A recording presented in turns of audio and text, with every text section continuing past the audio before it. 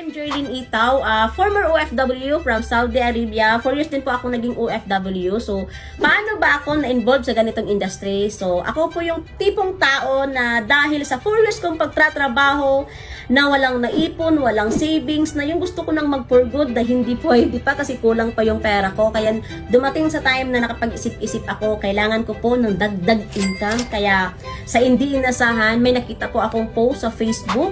At syempre, yung nag-post na yun, stranger, hindi ko po siya kakilala. Kaya sabi ko, try ko ngang mag-how. So, nag-how ako, nakausap ko siya, naka-video call kami. Yes, dumating sa time na nagduda din ako, natakot ako. Kasi alam mo naman, sa online mo na nakilala at stranger lang. Pero sabi ko, minsan lang ako magtitiwala ng tao. Kaya, grab ko yung opportunity. At ito yung malupet.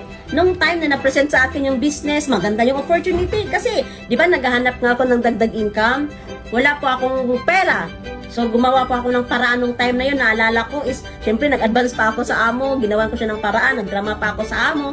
So, syempre, hanggang doon is, after 11 months, dahil ginawan ko siya ng paraan, tinarbaho ko siya habang nasa abroad, kahit part-time lang, at kahit busy ako.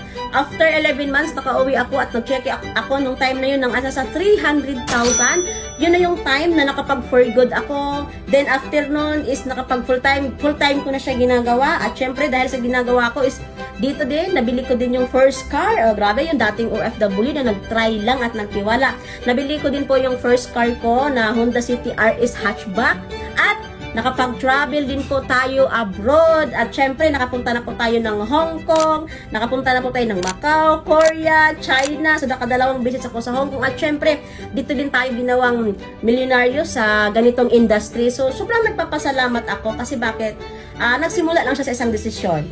Nagsimula lang siya sa isang desisyon kasi sabi ko, gusto kong magbago yung buhay ko. Hindi ako habang buhay na pwedeng magtrabaho abroad. Kaya minsan, kung may opportunity na dumadating sa buhay natin, kahit wala kang hawak, i-grab natin kasi malay mo, yung opportunity pala, yun pala yung magbibigay ng magandang buhay din sa'yo. Kaya ngayon, grabe yung nangyari. Syempre, isa sa mentor namin is si Mentor Joseph Lim na ngayon, nagtayo po siya ng Ascendra International. So, grabe, sobrang nakakatuwa at nai-excite kasi hindi lang siya company na basta company lang kasi yung mismong may-ari, yung mismong founder ang mag-guide sa'yo, ang magti-training sa'yo. Kaya hindi lang siya company basta-basta, yung community, yung system na mismo galing sa company magtuturo. Kaya ngayon, sobrang nai-excite ako ngayon sa Ascendra kasi bakit? Grabe, sa ilang buwan pa lang, konting-konti na lang, mahit ko na po yung first M. Dahil sa sobrang ganda ng sistema ng Ascendra, isa po tayo sa na-recognize at na-awardan as top 11 ng buong Ascendra. Ngayon, sobra pa akong na-excite sa pwedeng mangyayari dahil dito sa Ascendra, kami ang partner mo sa pag-asenso.